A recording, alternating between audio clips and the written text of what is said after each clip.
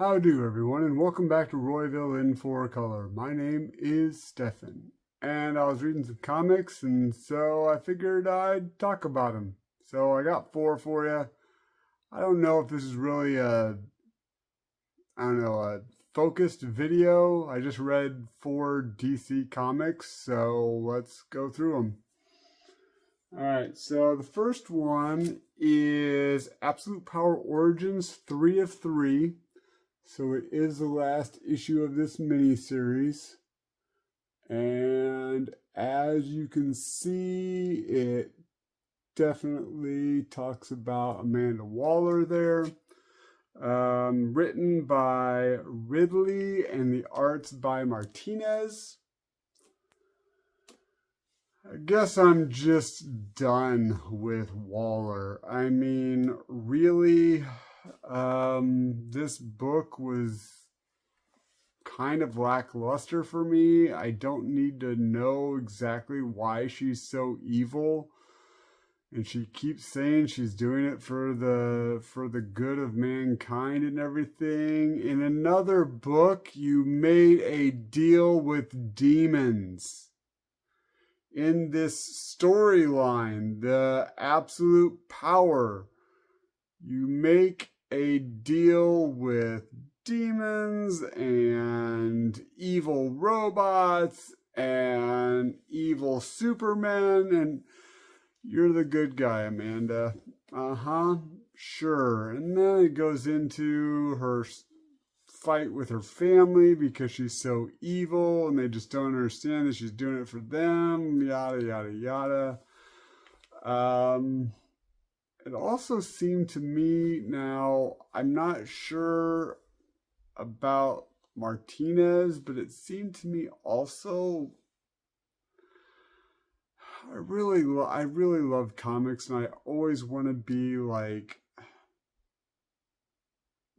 positive on them, but I also feel like I need to tell you like it is. And it seemed to me like Martinez kind of just phoned this one in. Not exactly sure, but there was also not really a lot happening in it. She talked to her family. Her daughter didn't want her to come to the birth of her grandchild and everything. But then at the end of the issue, her son says, well, maybe it'll get better for us. And she's like, yep. And now we're going to go into absolute power number 4. Well, she doesn't say it, but the comic says it. So I don't know. Well, that's Absolute Power Origins. All about Amanda Waller.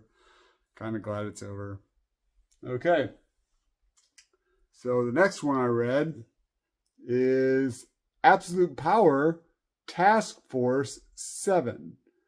And you can see here there's an Amazo and some Global Guardians. And so yeah, this one written by Waters and the arts by Gillen. This one was a lot better. I kind of dug the art. If I can get a picture of it, I'll put it right here. I also I really like the mythos of the DC universe. And I don't just now, my 2 big ones probably have to be for the DC Universe, Dick Grayson and Kal-El, Clark Kent, Superman. As you can see here, I have a Superman comic and I have a comic with Dick Grayson in it. But I love the mythos of the other characters. I love the B characters, the ones you don't really see all that often, and what they're doing, and the differences between them and the main DC A-listers and stuff. And I really liked that they kind of highlighted them here. Now, they're not in most of the book because there is like another scene, like a prison break that's going on. But in the first half of it, this Amazo is going to basically wipe them out, take their powers. That's this whole absolute power thing. Amanda's trying to steal all the powers from all the heroes and then basically just destroying them, killing them, or whatever, because she's evil. And and some of these characters, actually a lot of these characters, I never even had any idea of. I knew like this character called Night Runner because of the Batman Inc. stuff, and also there was kind of an interesting thing where one of the characters says, they have all the Yanks, the United States, has all these super teams and all these and we can't even get one group together with everybody else. I mean, we just got the Global Guardians. Like seriously, we gotta band together and all this stuff. And I really liked that part of it. I wish actually there would have been more of that in this comic. This is the last issue, and then it goes into Ultimate Power number 4, the end conclusion of Ultimate Power. But yeah, I like this issue. I actually recommend, of all the Absolute Power stuff, I recommend Task Force 7 probably the most, even more than actual Absolute Power, the miniseries. Speaking of that, just a whole broad thing with Absolute Power. I kind of hoped it would be more than what it was. It was this big, like, oh my gosh, Amanda Waller is going to do all this stuff and she's going to take over the DC universe and then at the very end, everything's kind of back the way it was again. And I get it. You're saying, Stefan, of course it is. That's the way all these crossovers are, you idiot. Yeah, but I kind of hope maybe eventually one will do something that might stick for a little bit. Now I know that because the Amazos like grabbed their powers, and then when the heroes got it so that the Amazos basically released all the powers back, that some of the heroes had different powers, and so they're going to maybe use that as a springboard to kind of change them up a little bit. I know there's a new Aquaman comics coming out, and he has some different powers, fish related, of course. I mean, it's Aquaman, but he has some heightened powers or something like that. So I know they did it for that, but like nobody died, nobody long term got hurt or whatever. Now, like in this though, it was weird because I thought that she basically, like the Amazo, they were in space and it opens up and all these heroes get sucked out. I'm like, are they all dead? Because at the end of the comic, you don't know. Like, are all the Global Guardians basically dead now? Like, I'm sure they'll retcon it or it won't even be a thing and they were just sucked out into another room. I don't know. But yeah, so I actually liked Titan's Beast World a lot more. I mean, once again, everything kind of went back to the same thing again, but it was at least a lot more exciting to me. I don't know. But yeah, so that's Absolute Power. If you liked it, if you really thought it was cool, let me know down in the comments. It just kind of hit bland for me. I don't know. Anyway, so the next book I read was JSA number 1. And if you are a fan of my channel, this is all in JSA number 1, by the way. This is written by Jeff Lemire, and the art is by Diego Olortegui. I don't know, man. I'm sorry, Diego. If you ever see this, let me know in the comments or give me a shout out and we can talk and you can tell me how to pronounce your name. Or if anybody knows, there it is, Diego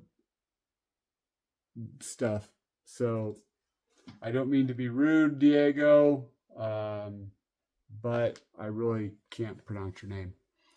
All right, so once again, I've said it before, DC All In. Aren't you always supposed to be all in? Don't you always want to make the best that you can? But anyway, there's this All In initiative they're doing.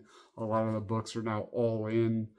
I liked this issue basically because of the last page. A lot of this issue is everybody arguing with each other. And that kind of annoyed me, because when I think of the JSA, I think of family. I think they're all in it together, and a lot of good golden age / modern superhero action, because they got the old JSA, they've got the new JSA, and yeah, it was, they start with them like hunting down some Cobra guys, and there's some fisticuffs, and it's really cool, but then they start arguing about how they're going to interrogate one of them. And then basically through most of the comic, all of the characters are just arguing with each other about how one person's not right as opposed to the other person. And I'm like, okay. And then once again, I really enjoy married couples in comics. I love Lois and Clark. I love, well, if you even want to say not Lois and Clark, or not DC Comics, I really like MJ and Peter Parker when they're married. Plug for Ultimates as opposed to Amazing Spider-Man. My favorite married couple is Big Barda, Barda Free and Scott Free, Mr. Miracle and Big Barda. Really like Ralph Dibny and Sue Dibny. I mean, I could go on. I really like that dynamic. Maybe because I'm married and we kind of both like comics a little bit. I'm obviously more of a comic lover than my wife, but she does like them, and I kind of like to see married couples in comics. That being said,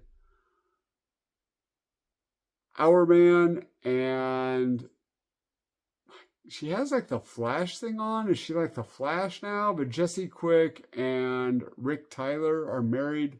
Our Man, and I assume it's Jesse Quick.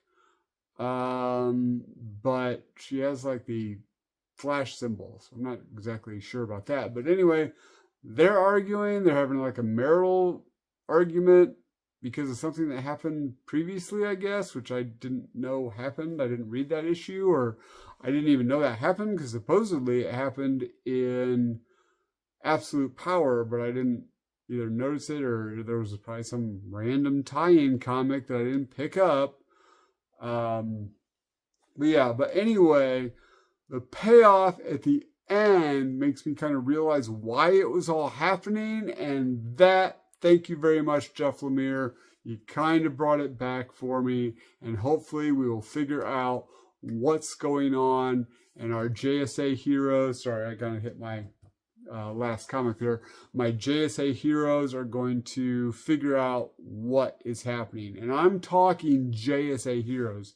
And when I say heroes, I mean I'm talking the old ones like Green Lantern Alan Scott, the new Dr. Fate, but the Hawkman, Hawk Girl, and just all of those characters. And then you got the kind of the, I guess, secondary, like the second tier, not in power or anything, but like you got Our Man, Jesse Quick, I'm blanking on all of them, but anyway, and then you have kind of and then you have like the Infinity characters. So you got Jade and Obsidian and all of those people. And then you got the newest ones with the new Dr. Midnight, the new Wildcat. If you've watched the Stargirl TV show, you'll kind of see where those characters, or see about those types of characters. So I'm really digging this. I love all of the characters in this kind of working together and doing this generational thing, doing this family thing. I really like the JSA for that. I hope it continues. I hope they're not just going to be arguing. I hope the thing at the end, which I'm not going to spoil, is kind of what's going on here. So I actually recommend you pick up JSA #1. I think it's a really fun title, and I hope it just keeps getting better. And the last one. So a lot of speculation on this book. A lot of people on the internet talking about this book. Some hate it, some absolutely love it. Not a lot of in between. But here we go. Absolute Superman. Number 1. And I have to say, I really like the cover. That being said, I want to preference that by saying I am not a fan of Mad Superman. I'm not a fan of Superman standing there with his eyes ready to do his heat vision and destroy something as he's like Imperious Rex, basically. I like Superman kind of floating or smiling or showing that he cares in my picture. But I do kind of like this comic, and he doesn't have the cape in the issue yet, or in this issue, but I kind of like I know it's not supposed to be an actual cape, like a cotton cape. It's like the Souls of the Dead or something. I don't know, but anyway, I kind of like what the cape looks like. This is written by Jason Aaron, my man Jason Aaron. Love this Thor run, and the art's by Rafa Sandoval. Okay. Did I love it or did I hate it? Neither. To me, when I was reading it, it just really made me like my Superman. My Triangle era Superman. The Superman from the late 80s, 90s, and beyond. They did this thing where the S is not hope.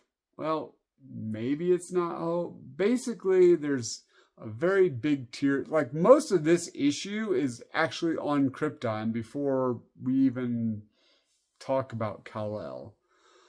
His parents are part of the worker class, and the S symbol basically means that you're just a laborer. You're like the lowest of the low in Kryptonian society. Both of his parents had great promising careers, and they did something that messed it up, or somebody did something to them that messed it up, and now they're just common laborers, and that's what the S is for. I don't know if I like that concept at all. And so they go, and it is kind of the, Krypton's is gonna blow up because of stuff that the Science Council and the technology that the Kryptonians are using is destroying the planet. So that's kind of part of the old mythos. But then there is part of the issue with Kal-El on Earth, and it is vastly,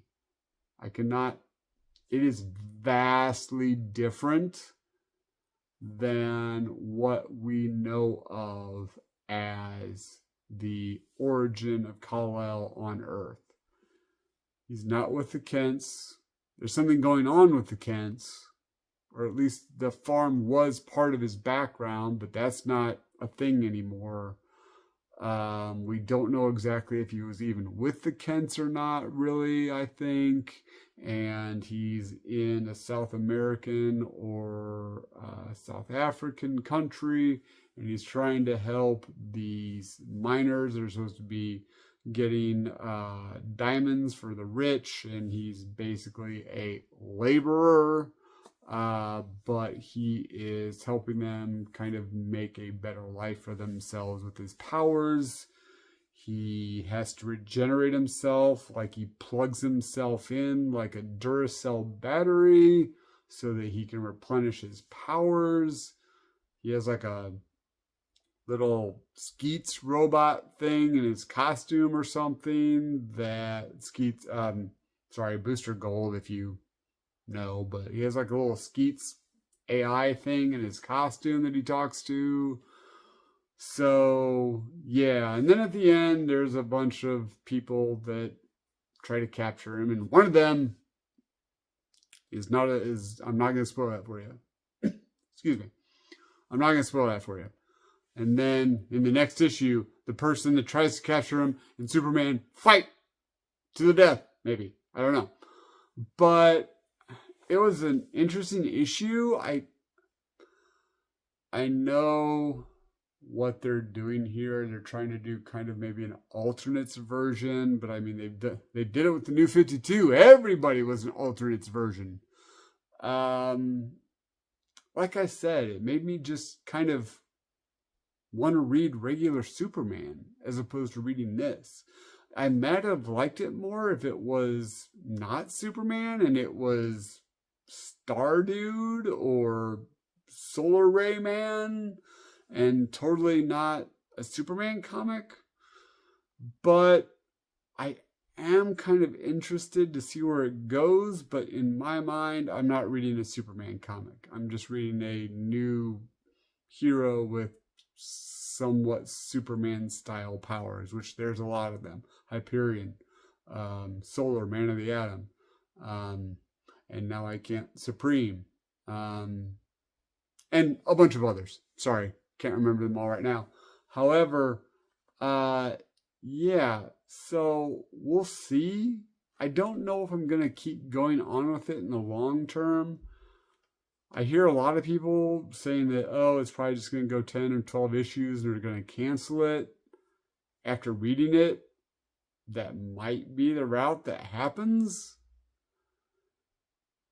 I don't know if it has staying power for me. If it does for you, once again, please let me know down in the comments. If I'm totally wrong on this and this is the best thing to happen to Superman since,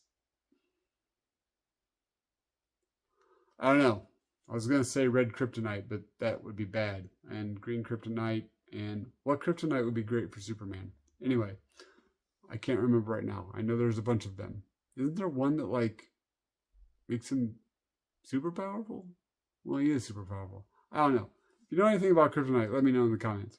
All right, so I don't know. Once again, makes me want to read regular Superman.